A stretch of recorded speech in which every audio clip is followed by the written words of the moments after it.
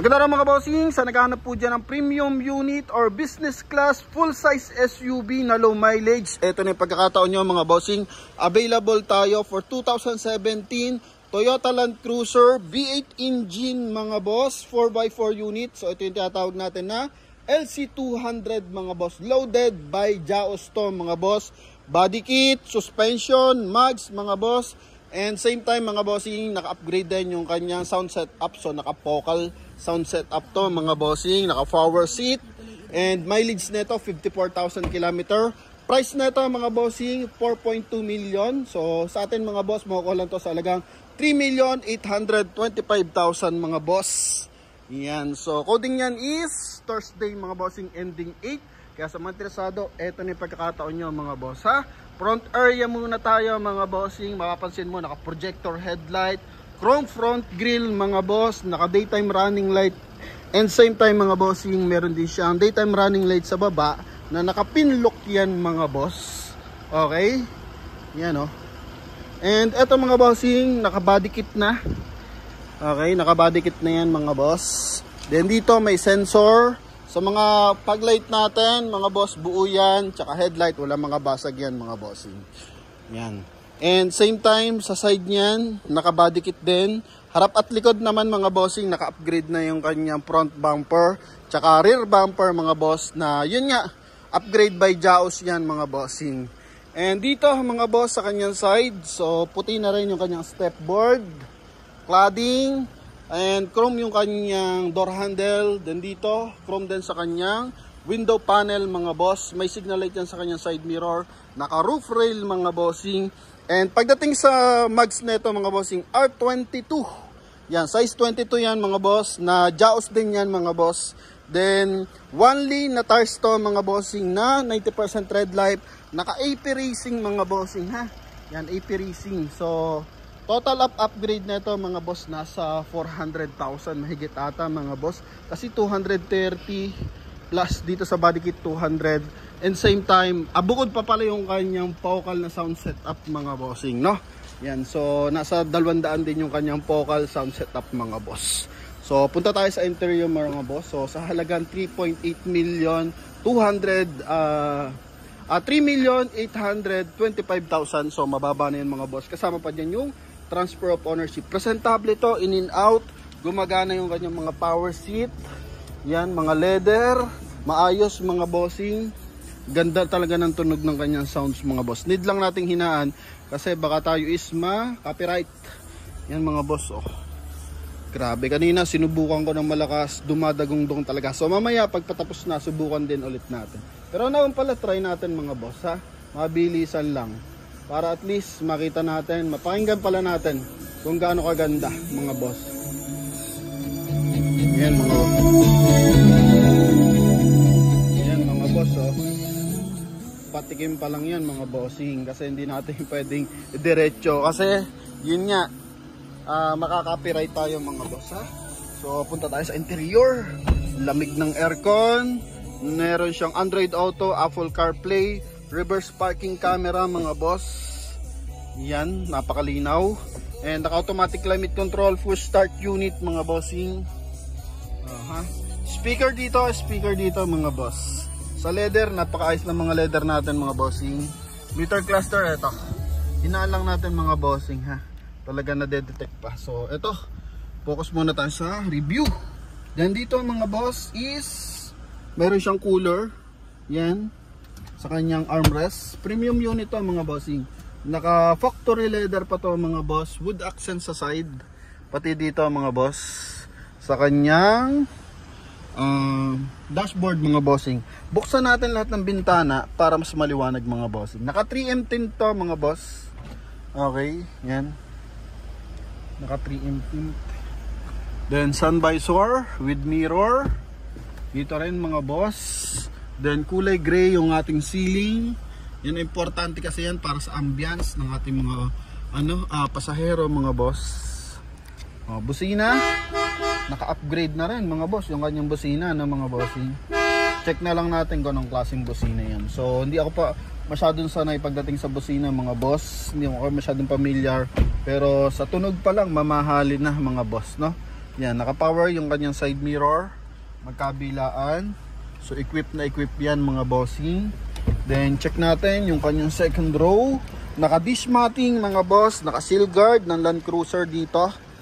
Then second row, ito mga boss. Wow, parang hindi na upuan yung kanyang upuan dito mga boss. Doon lang sa kabilang side, medyo may lundo ng bahagya. Pero dito mga boss, goods ng goods mga bossing ha. May armrest din to mga boss, oh. Yan. And cup holder. Then dito, aircon ventilation sa likod. Dish matting, kapit na kapit. Oh, all disc brake mga boss ha. Kapit din yung kanyang body kit mga boss. Exhaust natin naka-upgrade din mga bossing. Oh. Not sure lang kung anong nakalagay na. Ay wala eh. Hindi ko masyadong kabisado yung kanyang exhaust mga boss. Okay, taillight, buo yung taillight natin mga bossing. Ito yung kanyang likuran. So good for 7-seater hanggang 8-seater. Pero kung gusto nyo is maging compartment lang yung likuran, so pwede. Yan, Jaos Autoholic. Autoholic nga, tama. Yan mga bossing ha. May sa mga hydraulic. Okay. Then atras lang muna natin ng bahagya kasi may lalabas. Ito yung kabilang side mga bossing. Bago natin check yung kanyang engine bay, so subukan natin i-test drive mga boss. Yan. So punta tayo sa ating driver side mga boss. Atras muna natin ng bahagya. Ganda mga bossing. Drive muna tayo mga boss. Ay, doon na pala dumaan mga bossing. Lumusot na pala doon. So thank you very much. Okay, tuloy na tayo. Dito naka chrome mga boss sa kanya mga lubber. Yan. And dito rin is polish black mga boss. So punta tayo sa engine bay mga bossing kasi umalis na si boss. Doon siya duman sa kabilang side. Ha? Dito RFID North and South. Ito mga boss. Okay. Aha. Ayos ang leather mga bossing. Mga ilaw natin. Check natin mga ilaw. All goods naman. Yan. Kabilang side. So dito sa ating wiper. Yan. Then dito sa ating head unit. Okay. Dito maliit na. Lagyan ng items. Cup holder mga boss. Then selection ng differential, optional 4x4 mga bossing. So kasama yan ha. Then check natin engine bay syempre.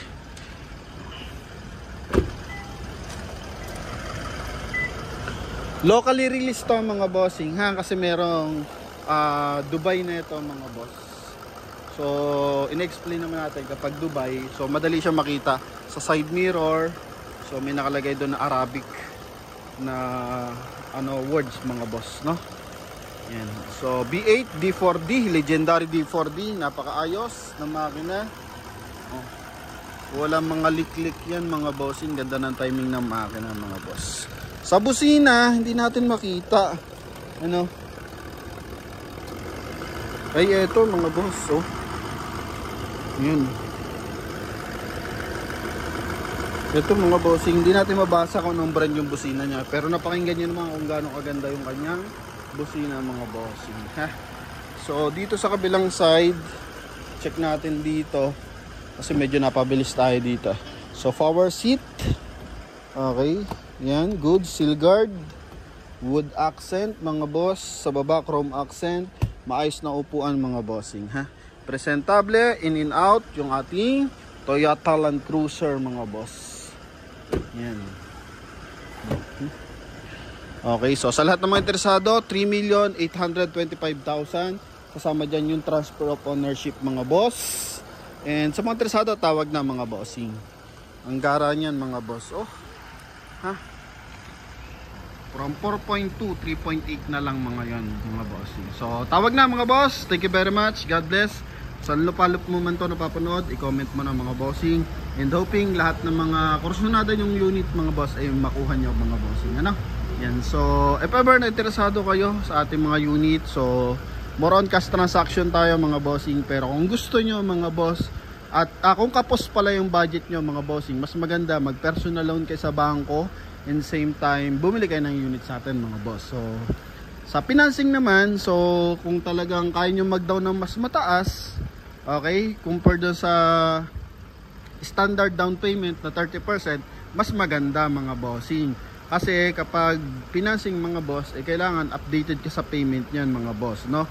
So may time na sumayblay ka dyan, mahatak yung sasakyan mo. Okay, so unlike kung personal loan mo kukunin sa bangko, so walang collateral yon, hindi ka man makabayad doon, masisira lang pangalan mo, nandiyan pa rin yung sasakyan mong binili sa atin mga boss, ano? So yun lang, advice lang yan mga bossing para sa mga buyer nakapos sa budget. So may mga option naman tayo kung talagang financing mga boss. So pwede ka naman mag-down, request ko lang mas mataas ang i-down mo para at least mababa yung monthly amortization mo, no? Kumbaga kahit magkaroon ka ng kagipitan sa budget, hindi maapektuhan yung iyong sasakyan mga boss. Kasi pag nagsabay-sabay ang bills and monthly amortization, then maintenance, so yun, sakit ng ulo yun mga bossing. For at least babigyan ko lang kayo ng guidance mga boss, no? Lalo sa mga OFW, businessman, and mga local employee mga bossing. Syempre bawat perang pinagsisikapan natin, kailangan mapunta sa maganda mga boss, ano? Kasi pag pasok lang tayo ng pasok sa financing mga boss, sa loan, yan mga bossing, pwede nating ikasayang ng ating pinaghirapan yan mga boss. Kasi marami tayo mga unit na hatak ng bangko mga boss, kaya siya nahatak dahil nga doon sa mismanagement ng monthly amortization tsaka ng budget mga boss. So hoping nakatulong niya mga bossing, ano? Yan, and nangyari na yan sa ating buyers na dineliver yung Toyota Vios nila sa Urdaneta, Pangasinan. So napanood nila yung vlog natin, so halip na mag car loan sila, so nag loan sila sa East West Bank, naaprubahan yung kanyang personal loan, and yun, binili sa atin ng Toyota Vios. So wala silang sakit ng ulo about sa unit mga bossing, kasi nga nandun na mga boss, no? Hindi man sila makabayad sa East West o malit man sila ng bayad sa East West, at least nandiyan pa rin yung sasakyan nila mga bossing, no? Yan, so yun lang mga bossing, thank you very much, bye bye and God bless.